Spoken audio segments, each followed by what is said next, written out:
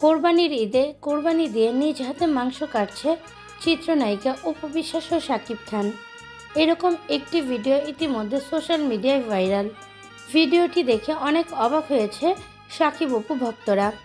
প্রিয় ভিউয়ার্স, বিস্তারিত জানতে ভিডিওটি না টেনে সম্পূর্ণ দেখতে থাকুন। আজ পবিত্র ঈদুল আজহা, আর এই দিনে দেখা গিয়েছে অপু বিশ্বাস কোরবানি দিয়ে নিজ হাতে মাংস কাটছে। ভিডিওটি দেখে অনেক খুশি হয়েছে নেটিজেনরা। অপু বিশ্বাস অনেক আনন্দ সহকারে মাংস কাটছে।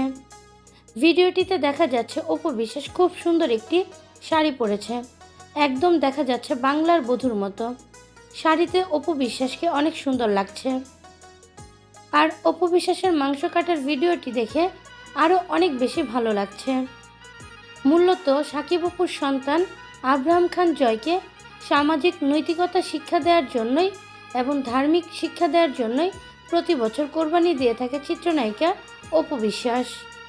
প্রিয় ভিউয়ার্স, অপু বিশ্বাসের এই মাংস কাটার ভিডিওটি আপনাদের কাছে দেখে কেমন লাগলো অবশ্যই আপনাদের মতামত জানিয়ে দিবেন আমাদের কমেন্টের মাধ্যমে।